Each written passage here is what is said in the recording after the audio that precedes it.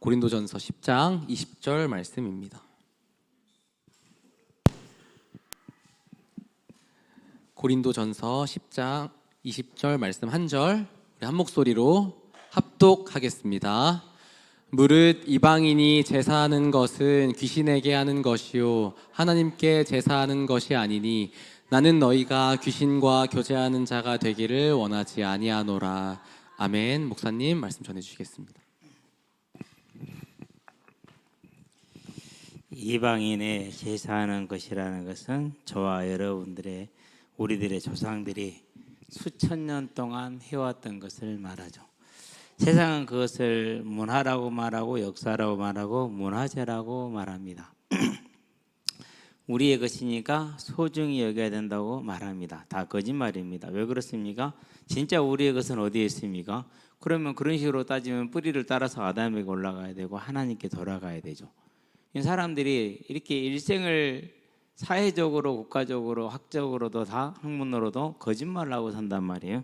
이런 걸 뭐라고 그럽니까? 어리석다라고 말하는 것입니다. 그래서 저와 여러분들은 우리가 하나님의 자녀로 선택을 받은 것은 은혜 중에 은혜라는 사실을 기억을 하고 정신을 똑바로 차리고 말씀을 받는 저와 여러분 되기를 바랍니다. 이 시간 우리가 하나님께 영광을 돌리는 예배 시간입니다. 그 말은 무슨 말입니까? 주시는 말씀에 아멘으로 하답하고 전심으로 하답하는 걸 말합니다. 이 예배자의 자세를 저와 여러분 갖추게 되길 바랍니다. 자, 죄인의 삶 세 번째입니다. 귀신과 교제입니다.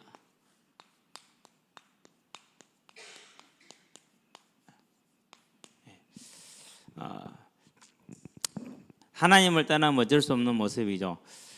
이제 우리가 금요일마다 항상 말씀을 하긴 하고 있는데 무슨 말씀을 봐야 됩니까? 우리는 언제나 기억해야 될 것이 무엇이 복이냐라는 걸 봐야 됩니다. 정말로 많은 사람들이 복을 원합니다. 그래가지고 이렇게 그냥 날마다 복을 찾아서 방석에도 복자를 써놓고 숟가락에도 복자를 새겨놓고 문에도 새겨놓고 창문에도 새겨놓고 그냥 난리가 아니죠. 그냥 그렇죠. 그런데 진짜 무슨 복, 뭐가 복인지를 알지를 못합니다. 복이 무엇입니까? 복은 생명입니다. 가장 중요한 건 생명이죠. 그래서 마태복음 말합니다. 16장이죠. 26절이죠. 천하를 얻고도 너의 생명을 잃으면 무엇이 유익하리요? 저와 여러분은 생명이 가장 귀하다는 사실을 언제나 기억하시게 되길 바랍니다. 그래서 생명보다 앞설 수 있는 게 없어요. 여러 죽음들을 지켜봤거든요. 죽음 앞에서는 다 무슨 얘기를 하느냐? 다 필요 없다. 나 살려내라요. 죽음 앞에 서면 다 그렇더라고요. 그 죽음의 두려움, 어떤 뭐라고 할까 한계, 공포, 가치. 그래서요 그 전에 그렇게 사랑하고 아끼던 것들 다 필요 없답니다. 나 살려내라 그럽니다. 방법이 없습니다. 그래서 우리는 생명이 가장 귀한 복이라는 걸 알게 되길 바랍니다. 자, 그렇다면 뭡니까? 이제 하나님께서 우리에게 주신 생명은 창세기 보니까 2장 9절에 생명과가 에덴 동산 중앙에 있습니다. 먹으면 영원히 살 수가 있습니다. 그리고 마음껏 먹으라고 16절에 보니까 말씀을 주셨습니다. 그러면 이제 우리는 생명을 얻은 것 아닙니까? 복받은 존재입니다. 저와 여러분이 이와 같이 복을 받았는데 누가 속였습니까? 다른 게 속인 게 아닙니다. 창세기 보니까 3장 1절에서 5절에 하나님이 지으신 들짐승 중에 뱀이 가장 강교하더라 그렇게 얘기를 했어요. 뱀이 여자에게 뭐라 이르시되 하나님이 참으로 너희들아 아무것도 먹지 말라 하시더냐. 그럼 이 뱀에 대한 설명이 나오죠. 계시록이죠. 12장 9절이죠. 옛뱀 곧 마귀라고도 하고 사탄이라고 하는 온 천하를 속이는 자. 20장에도 나옵니다. 2절에 뭐라고 나옵니까? 옛뱀 곧 마귀라고도 사탄이라고 하는 뱀 속에 사단이 들어간 사실이죠. 사단은 이와 같이 무언가 도구를 이용을 합니다. 그 도구 중에 가장 강력한 게 뭡니까? 그것이 문화입니다. 그래서 저와 여러분들이 소비하는 문화가 우리의 영을 지배해 들어간다라는 것. 그럼 여기는 우리 학생들은요, 여러분이 소비하는 문화는 정말로 주의해야 돼요. 가장 많이 소비하는 문화가 뭡니까? 게임이겠죠. 그런 다음에 이제 영상이겠죠. 그런 다음에 음악이겠죠. 그런 다음에 이제 기타 등등 나오게 되겠죠. 그러면 그 모든 것 속에는 심혈을 기울인 사단의 불신앙과 사단의 사상이 들어간다라는 사실이에요. 영화 하나에도 마찬가지고. 그래서 이걸 깨어있지 않으면 나도 모르게 어느 날 잠식을 당해요. 나도 모르게. 그래서 생각이 바뀌어요. 어떻게 바뀌느냐면요, 인문주의적인 생각을 갖게 돼요. 너희가 그것을 먹는 날에는 너희 눈이 밝아져서 하나님같이 되리라. 사람 중심의 생각이 되는 거죠. 예, 그래서 생각이 싹 바뀌어가지고 이제 하나님 절대적인 사고, 여기에 이제 반기를 듭니다. 불신앙을 하는 겁니다. 그래서 공평과 정의를 더 앞세웁니다. 윤리를 더 앞세웁니다. 좋은 겁니다. 그런데 하나님의 주권이 언제나 앞서가야 됩니다.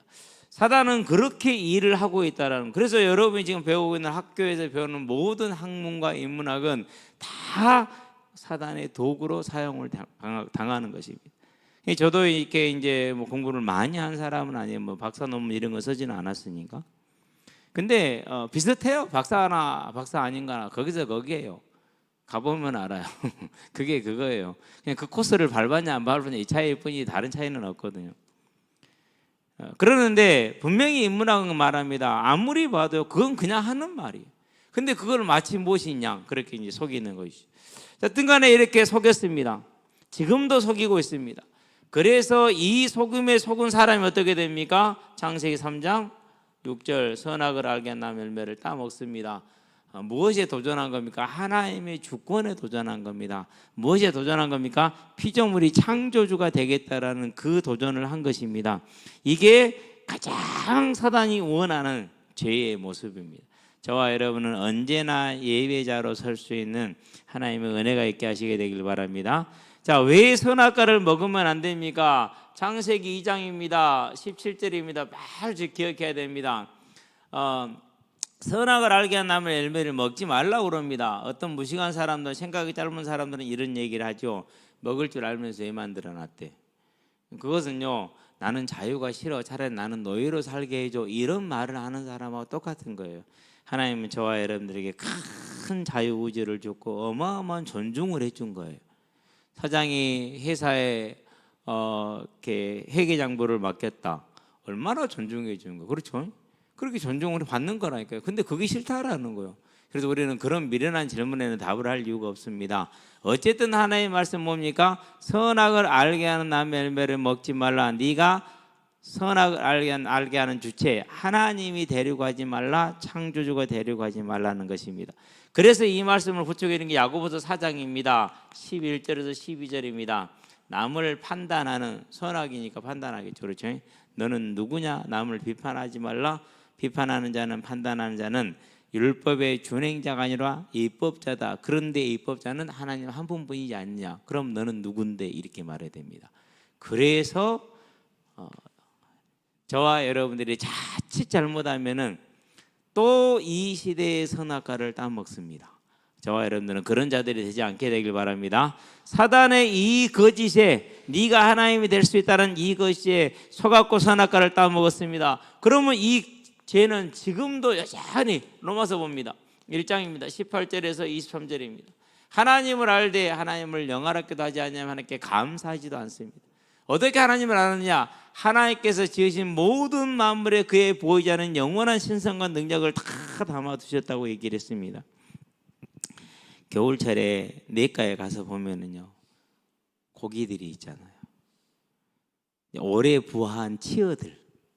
올겨울에는 꼭 한번 가셔서 치어들 한번 보시게 되길 바랍니다. 큰 내과보다는요, 자잘한 내과에 가면 훨씬 많아요. 그런 치어들이 그 추운 겨울에도 있잖아요. 잘 살아. 거기서 손 한번 담가보세요. 한 5초, 10초만 지나면은요, 아파요, 아파. 견딜 수가 없어요. 그런데 그 작은 놈은요, 그걸 살아요. 진화했을까요? 그런 소설도 그런 식으로 쓰면 개연성이 없어서 안 돼요. 그건 소설도 안 되는 거예요. 처음부터 만들어준 거죠. 오늘 중3 친구가 목사님 이번 주에 교회 갈 수 있을 것 같아요. 그러더라고요. 어제 그제 수요일 화요일날 전도한 친구예요. 왜 그랬대나 여행이 연기가 됐대요. 속으로 그랬어요. 영혼 연기되길 바란다.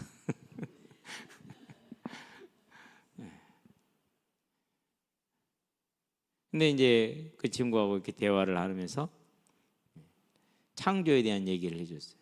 닭이 먼저야, 계란이 먼저야? 계란이 먼저래요. 그럼 계란은 어디서 왔는데? 닭이 먼저래요. 그럼 닭은 어디서 왔는데? 답이 안 나오잖아요. 어디서 답이 나와요? 하나님이 처음부터 완전하게 창조하면 답이 나와요. 그래서 그건 완전한 과학이에요. 과학이 따라갈 수가 없죠, 절대 창조를. 우리는 뭘 합니까? 지금도 모든 사람이 이 죄 아래에 있다라는 사실이. 그러면은 이 죄 아래 있으면 어떻게 됩니까? 그러면 요한복음입니다. 8장입니다. 44절에서 말합니다. 너희는 너희 아비 마귀에게서 났으니 너희도 너희 아비 욕심을 행하고자 하는 일을 했습니다. 어떻게 행합니까? 계시록에서 말합니다. 14장에서 말합니다. 뭐라고 말했습니까? 우리가 9절에서 12절에 봤죠. 뭐 하는 자들이요? 이마에나 또는 혀에 팔에 뭘 받는 자들이라고요? 표를 받는다. 힘써서 우상을 숭배하는 겁니다. 그런데 지금도 보세요. 요즘은 유튜브를 통해서 얼마나 우상의 사상을 전달합니까? 그렇죠. 그러면서 나는 우상 섬기는 사람이라 탁 머리도 깎고 옷도 다르게 입고 그런 식으로 나갑니다. 단색 옷을 입고 막 그러면서. 그걸 뭐라고요? 그게 이거예요. 그게 이 모습. 그러니까 그런 거 보면 존경의 또 뜻을 표합니다. 왜요? 그걸 뭐라고 그랬어요? 그런 자들은 뭘요? 섞은 것이 없는 진노의 잔을 마시리라 라고 표현하고 있어요. 그게 현재 세상의 모습이고 예전에 우리가 속해 있던 세상의 모습이고 여기서 벗어났잖아요. 그렇죠? 그러면 이보다 더 좋은 게 있어요? 없어요? 근데 전혀 그런 표정들이 아닌 것 같아. 우리가 막 아웅다웅 싸우죠. 왜 싸우는지 아세요? 무식해서 싸워요. 인간적으로 배웠다 못 배웠다를 말하는 게 아니에요. 이 사망에 있는 것이 얼마나 망할 일인지를 우리가 모르고 여기서 벗어난 게 얼마나 복된 것인지를 모르니까 싸우는 거라니까요. 저와 여러분들은요, 이 사단의 종로로 타는 삶에서 우리가 벗어난 것만 해도 큰 감사입니다.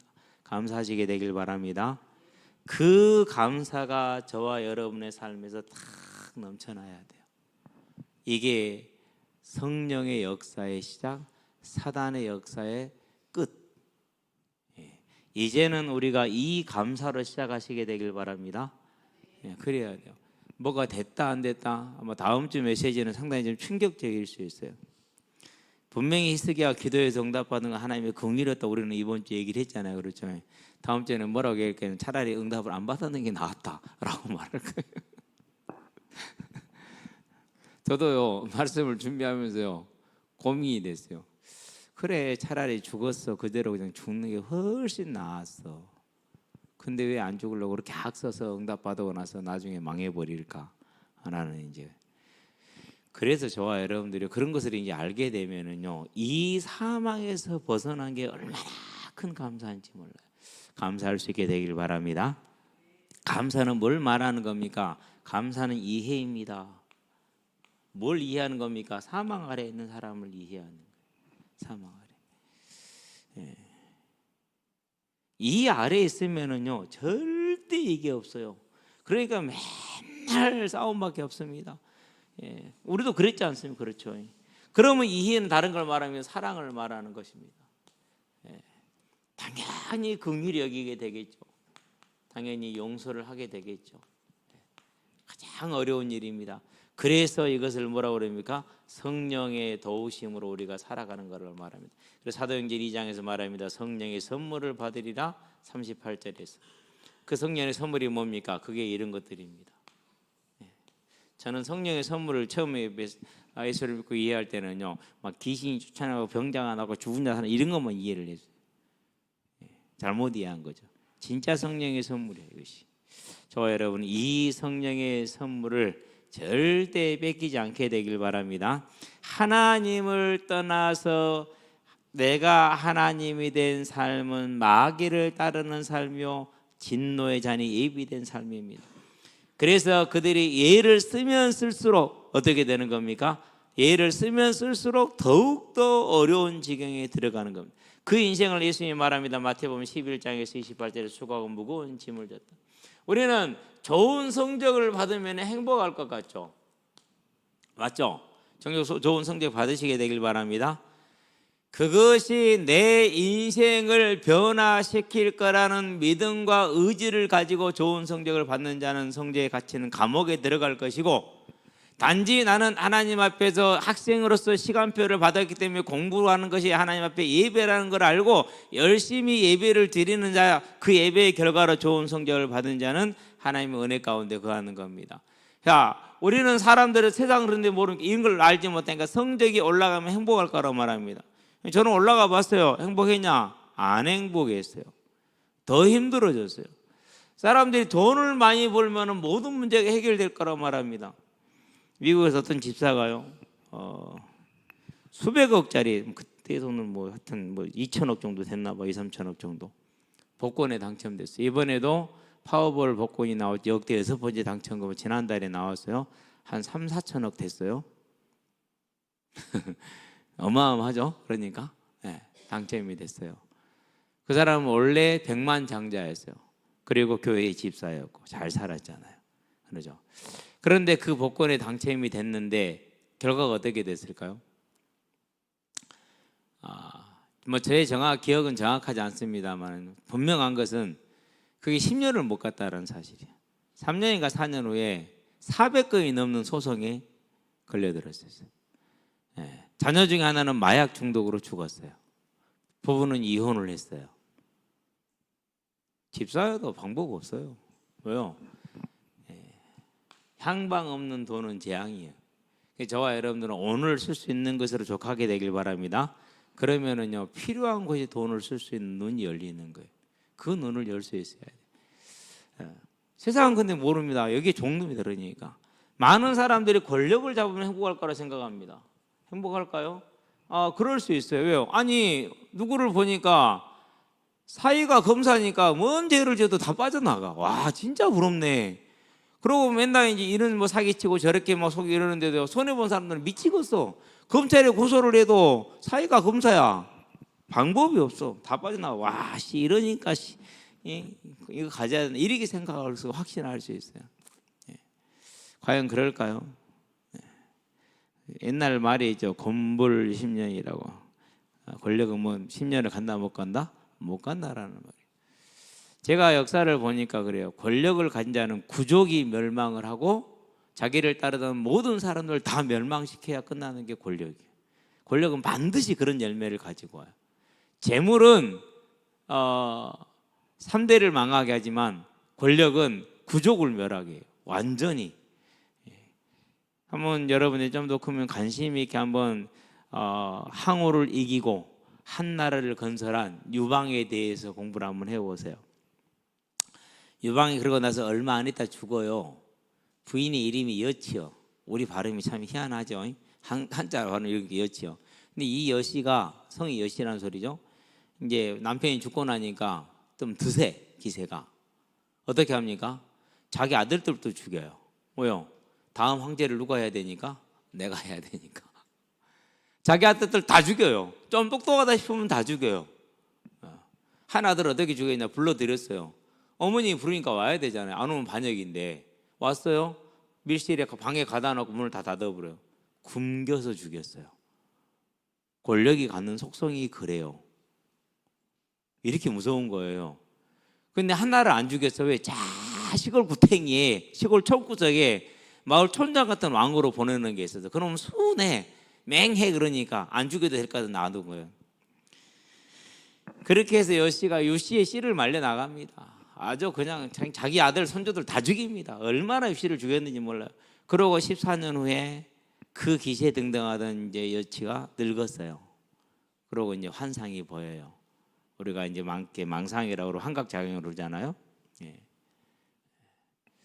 그리고 이제 개가 옆구리를 물어 뜯어요. 그 병으로 죽어요. 예. 그럴 때 이제 한 지방에서 반란이 일어나죠. 반란군을 진압하기 위해서 군사를 파견을 했어요. 근데 그 군사가 유방이 촉에서 나올 때 가장 앞장서서 쫄이 됐던 그런 이제 군사가 지금은 최고 장군이 되어 있는 거죠. 딱 군사권을 잡자마자 뭐라고 그러느냐? 여시편에 설 사람 왼팔 걷고 유시편에 설 사람 오른팔 걷어. 군사들이 전부 다 오른팔을 걷습니다.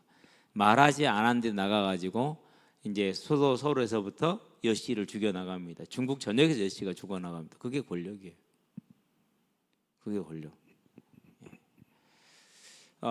유방의 동서가 번개죠. 번케의 마누라가 여치 여동생이었어요.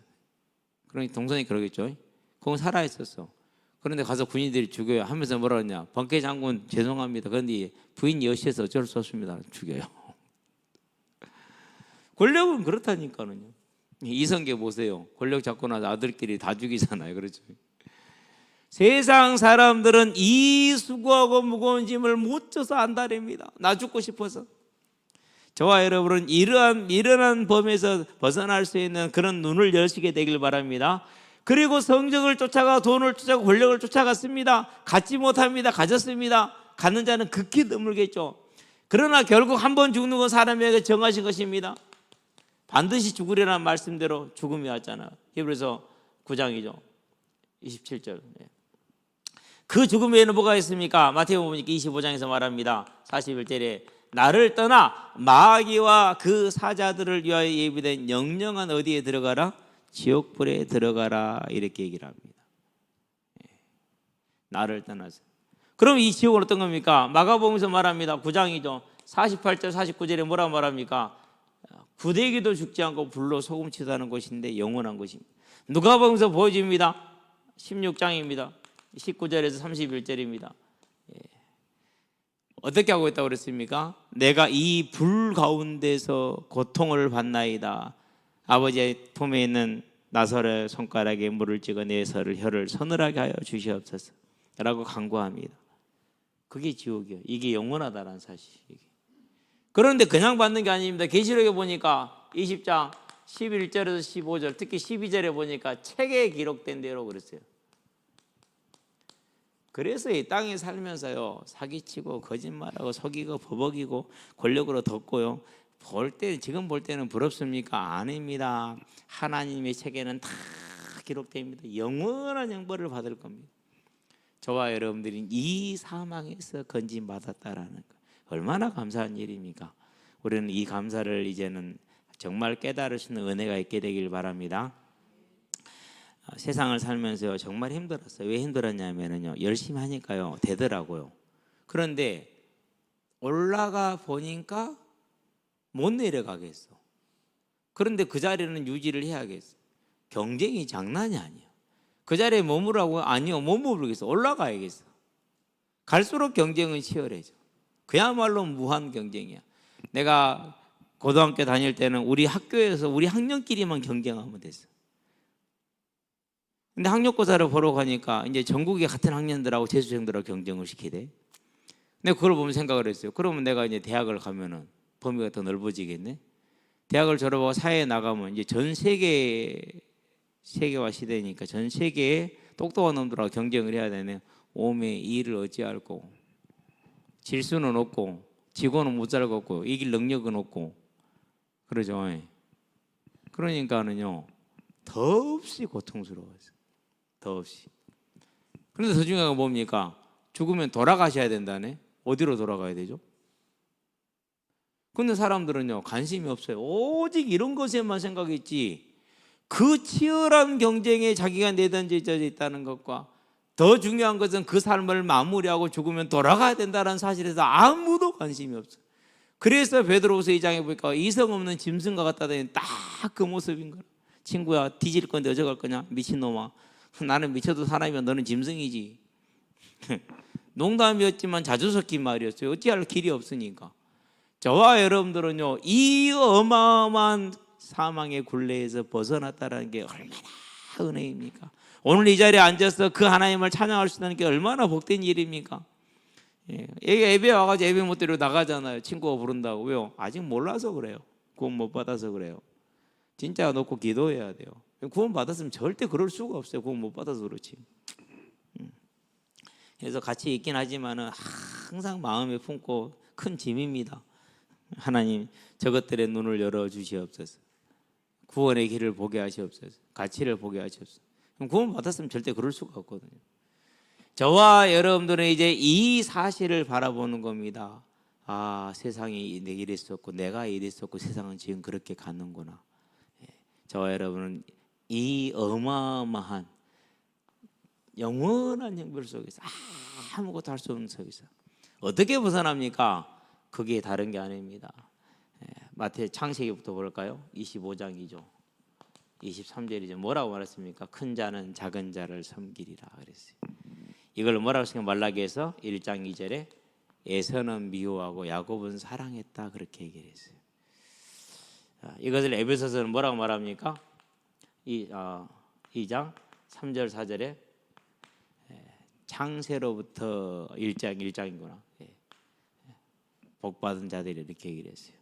요한복음에서 뭐라고 말했습니까? 1장 13절에 믿음은 사람의 육정으로 혈통으로 사람의 뜻으로 나지 않고 하나님의 자녀가 되는 그 길은 오직 하나님의 선택이 있다 이렇게 얘기를 했어요.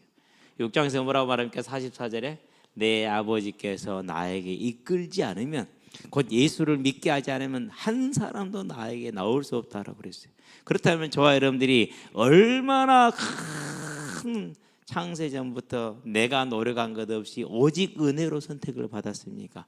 그럼에도 불구하고 아직도 여기를 바라보고 있습니까? 이제는 사단의 이 유혹과 미혹과 속임에서 벗어나게 되길 바랍니다. 딱 벗어나 버려야 돼요. 완전히 하나님이 나를 선택을 하신 거예요.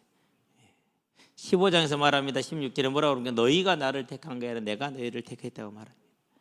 로마서에서 말합니다. 9장 전체를 보면 됩니다. 1절부터 일단 16절까지만 봅니다. 이 얘기를 다 합니다. 그럼 16절의 마지막에 뭐라 그러니까 원하는 자로 말미암음도 아니고 다른 박지라는 자로 말미암음도 아니라고 그랬어요. 원하는 것은 깨닫고 내가 구원받아야겠다. 이게 최고 가치지라고 생각하고 찾는 겁니다. 다른 박지라는 건 찾기 위해서 노력하고 수행하고 그런 것은 다른 박지라는 건 구원받기 위해서 노력하는 걸 다른 박지라는 겁니다. 그래서요 행위를 강조해서 구원받는다라는 여호와의 증인들이나 그 모든 행위를 강조하고 행위를 구원의 조건 내세우는 것은 다 거짓말. 다른 박지 한다고 되는 게 아니에요. 오직 여호와께로 말미암은 것이다라고 얘기를 했어요. 그래서 이게 적용됩니다. 사도행전입니다. 13장입니다. 48절에는 뭐라고 말합니까? 구원 주기로 작정된 자다 이렇게 얘기를 했습니다. 저와 여러분들이 어떤 은혜인지 복인지는 모르겠는데 이 작정된 자로 이미 내정된 자로 하나님께서 뭡니까? 에베소에 보니까 2장 8절에 우리가 그 은혜를 인하여 믿음으로 말미암아 예수를 믿었죠. 고린도전서에 보기 12장에 뭐라고 그러니까 3절에 성령으로 하지 않은 예수를 주라 시인할 자가 없고 그리스도로 시인할 자가 아무도 없다 그랬습니다. 이 크다란 은혜를 입었고 복을 입었습니다. 이걸 뭐라고 그럽니까? 이걸 복받은 자다 이렇게 얘기를 합니다. 자, 여러분은 이 복받은 것을 기억하시게 되길 바랍니다. 그래서 복받기 전에는 귀신과 교제하고 귀신의 종로로 타는 삶을 살았습니다. 그러나 이제는 복을 받고 난 이후에 알고 보니까 이제는 귀신과 교제하는 세상을 봅니다. 아, 내가 저랬었구나. 그럼 저들에게 뭐 해야 됩니까? 이제 알려야 되는 것이죠. 그게 뭡니까? 저와 여러분들의 길이 되는 겁니다. 그래서 지금부터 우리 학생들은 꼭 여러분은 기억하게 되길 바랍니다. 뭘 기억하면 되느냐? 내 일생을 어떻게 살아갈 것인가에 대한 방향입니다. 세상은 말합니다. 네가 뭘 잘하는지 뭘 좋아하는지 찾으라라고 얘기를 합니다. 그것도 거짓말이에요. 죄송하지만 그것도 거짓말이에요. 뭐 교육 정책과 방향을 내가 부인하는 건 아니에요. 사람이니까 뭐 그렇게 해야겠죠. 그러나 저와 여러분의 방향은 이미 정해져 있습니다. 무엇을 하든지 상관이 없습니다. 많은 교회에서도 그렇게 얘기를 하더라고요. 아이들의 방향을 찾아주고 재능을 개발해 이렇게 얘기를 하더라고요. 맞는 말입니다. 좋습니다. 그런데요, 딱 한 가지입니다. 제가 볼 때는 딱 한 가지. 저와 여러분의 마음에다가 뭘 담으면 됩니까?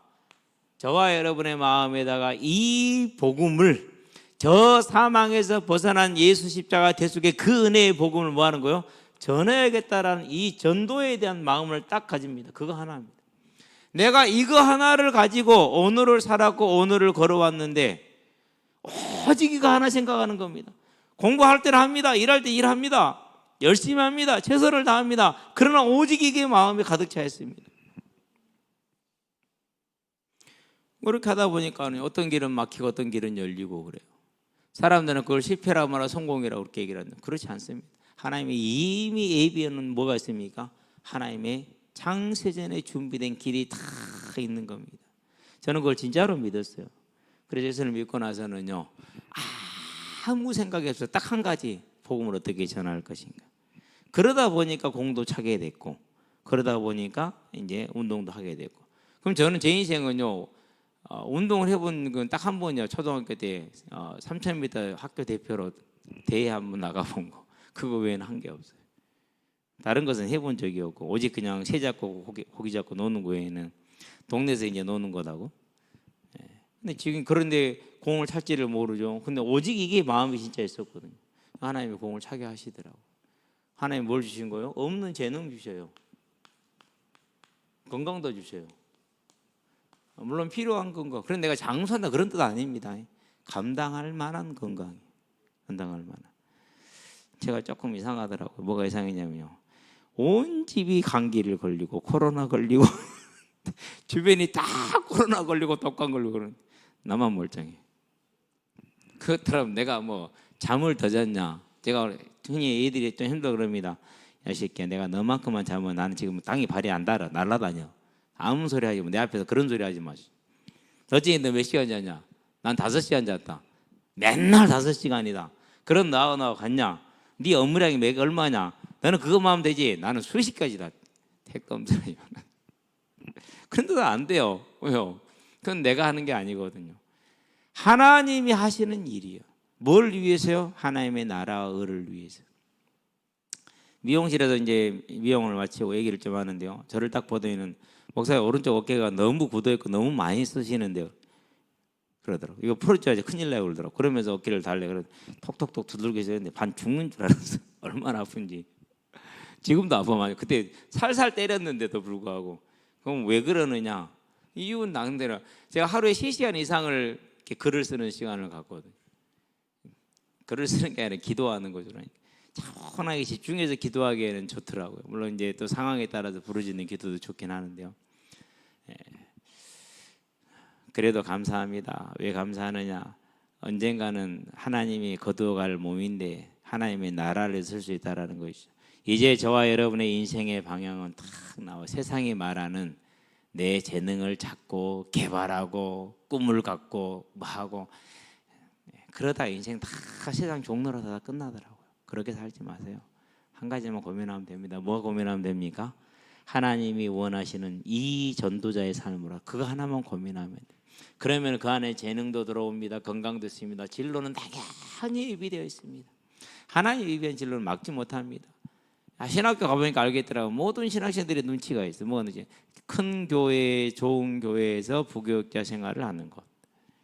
나는 그런 생각 아무것도 없었어요. 그런 다음에 또 간절히 바라는 게 내가 이제 언제쯤 개척을 할까. 뭐 그런 생각을 하고 삽니까 인생이 불쌍하게. 그런 것도 없어요. 하나님이 다 알아서 하세요. 진짜 거짓말처럼 준비해놓고 움직이세요. 걱정할 거 하나도 없어요. 제가 여러분들 항상 얘기했잖아요. 여기 광야 내릴 때 얼마나 없겠는지. 아니 이삿짐 졌다고 오기로 했는데 안 왔어. 여기 전화할 때 왜 안 왔냐고. 잊어먹었대. 뭐 그런 일이 어디 있어요. 잊어버리기는. 내일 오겠대. 알았다고. 근데 그때까지 집이 방화동 집이 안 나가고 있었거든. 그날 나갔어. 그러니까 이삿짐 안 와서 그날 나간 거예요. 그러고 그 다음 달이 다 정리된 상태에서 금융 문제가 그러고 이사를 이쪽으로 내려왔잖아. 하나님 그렇게 정확하다니까. 생각할 것도 고민할 것도 없어. 그게 여러분들이 지금 나의 삶에서 학교에서 지금 내 시간표에서 언제나 누릴 수 있는 그런 시간표. 지금도 마찬가지고요. 자, 그럼 우리는 이제 이 모든 게 다 뭐가 되는 겁니까? 하나님이 다 예비했잖아요. 무엇이 이거 하나만 따라가면 돼요. 그러면 저 사람들 가는 곳은 뭐가 열립니까? 언제나 가는 곳마다 복음이 증거됩니다. 그걸 전도라고 말합니다. 여기는 여러 가지 형태가 되겠죠. 사람들이 그냥 봄으로 인해서 그 사람의 삶을 봅니다. 그러면서 예수 믿는 게 저런 거구나라는 느낌입니다. 저와 여러분이 전화할 때 듣습니다. 그렇게 해서 듣는 사람도 있습니다. 다양한 방법이 있겠죠. 우리의 모든 사람들이 이제 어떻게 됩니까? 이 삶으로 이제 이루게 되는 것입니다. 그 삶이 되니 하나님이 얼마나 기쁘겠습니까? 그러는 중에 우리는 또 교만할 것이고 또 자긍할 것입니다. 봐라 나는 이렇게 예수세를 할미 있는데 너는 뭐 이렇게 든다니까는요. 안 될 수가 없다니까는요. 다 들게 돼 있어요. 희석의 왕이 그렇게 든 거예요. 그게 전쟁을 만났고 병 들고 나서 병 고치고 나서 또 그게 든 거예요. 그래서 망해요. 얼마나 이러한 때 우리가 뭐 하는 겁니까? 그러할 때마다 우리 하나님 앞에 긍휼을 구하고 하나님 앞에 무릎 꿇습니다. 하나님, 내가 진실과 전심으로 주를 섬겼으나 또 주를 떠납니다. 이런 나를 긍휼히 여겨 주셨어. 그 기도할 때 하나님의 긍휼을 언제나 저와 여러분을 붙드는 것입니다. 이것이 뭡니까? 이제 이번 주 강단의 핵심입니다. 저와 여러분은 이 하나님의 긍휼을 언제나 누릴 수 있게 되길 바랍니다. 그러면서 우리 삶은 뭘 예비하는 것입니까? 저 사망에서 하나님의 대적하는 표를 받고 섞이지 않는 진노잔을 마실 세상을 향해서 이 전도자의 삶으로 우리가 말하고 우리가 전하지 않으면 안 된다는 사실입니다. 아무것도 눈치도 안 보고요, 볼 것도 없어요. 그냥 막 얘기하는 거예요. 하시게 되길 바랍니다. 전해야 돼요. 그러니까는요, 복음을 전하면 가장 좋은 게 있어요. 뭔지 아십니까? 주변에 이상한 사람이 한 명도 붙지를 못해요. 계속 복음을 말하잖아요. 그럼 술 친구도 떨어져. 하여튼간에 이상한 친구는 다 떨어지게 돼 있어요. 남는 건 누구밖에 남는 게 없느냐? 남는 거든요. 같이 복음 전하고 살 그 사람만 남아요. 그 외에는 남는 게 아무것도 없어요. 그러니 인생이 평안하고 조용할 수밖에 없는 거예요. 사기칠 놈 없죠. 거짓말할 놈 없죠. 또 전도만 하고 사니까 돈 버는 게 관심이 많지 않잖아요. 그러니까 사기 당할 일도 실은 없고, 그러죠. 저와 여러분들이 이제는요, 이 하나님의 긍휼하에 들어왔음을 보시게 되길 바랍니다. 그게 우리가 가야 될 길. 이번 주 수요일 몇 시 여기 다 들어있고, 이 일을 위해서 온 힘을 다 쏟는 건 뭘 가지고? 아버지의 심정을 가지고. 그걸 하나님의 교회의 아버지라고 그러고 병거라고 그러고 마병이라고 그래요. 저와 여러분 그런 사람으로 세워지게 되길 바랍니다. 그래서 한 영혼 한 영혼을 붙들고 정말 가슴으로 기도하고 깊이 기도하고, 오늘도 이렇게 지나가다 정승이를 봤어요. 사장님이 전화가 저한테 실은 왔거든요. 목사님, 어째 될지는 모르겠습니다. 왜요? 3일이면 배울 것을 2주 동안 하나가 안 늘어납니다. 그러게요. 기도해 주시기 바랍니다. 한 주만 더 지켜보겠습니다 그러더라고요. 알겠습니다. 감사합니다. 그러고 마쳤는데요. 얼마나 기도가 되겠냐고 그러죠. 저와 여러분들이 이제 우리는 모든 걸 은혜로 긍휼로 복받은 자들이기 때문에 하나님의 나라를 위해서, 아직도 저 귀신의 종노릇하는 세상을 위해서 부모의 심정을 가지고 서 있는 기도자가 되길 바랍니다. 다 이렇게 서게 되길 바랍니다. 그렇게 선 자가 학교에 한 학교에 한 명이라도 있다. 그렇게 선 자가 직장에 한 명이라도 있다. 그렇게 선 자가 모임에 한 명이라도 있다. 반드시 그 자리에서는 뭐가 일어나? 생명의 역사 일어날 줄로 믿습니다. 그런 역사를 일으키시게 되길 바랍니다. 안 그렇다 그러면은요, 조금 갱신해야 되고 회개할 필요가 있어요. 그래서 뭐 해야 됩니까? 오직 이 일에 저와 여러분의 삶에 온전히 드려지는 믿음의 삶으로 서게 하시게 되길 바랍니다. 그게 귀신과 교제하고 귀신의 종노릇하는 이 세상을 살리는 전도자의 삶인 줄로 믿습니다. 기도하겠습니다. 살아계신 아버지 하나님, 지금도 세상에서 하나님이 계심을 알지 못하고 귀신에게 속고 세상에 속아서 인생의 영원한 심판과 영원한 지옥이 있음도 알지 못하는 이 어두운 자들에게 우리가 그 자리에 있었는데 하나님의 은혜로 이 자리에 섰으니 이제 우리가 그들에게 이 사실을 알리는 전도자로 설 수 있도록 우리의 삶을 붙들고 인도하여 주시옵소서. 그래서 정말 부모의 심정으로 나아갈 때 그들의 병거와 마병이 되어짐으로 저들을 흑암에서 건져 생명으로 옮기는 하나님의 귀한 일꾼으로 세워나가는 아름다운 사명을 감당하는 우리 성도들 될 수 있도록, 일생이 될 수 있도록 주님 역사하시고 인도해 주시기를 그리스도신 예수의 이름으로 기도합니다. 아멘.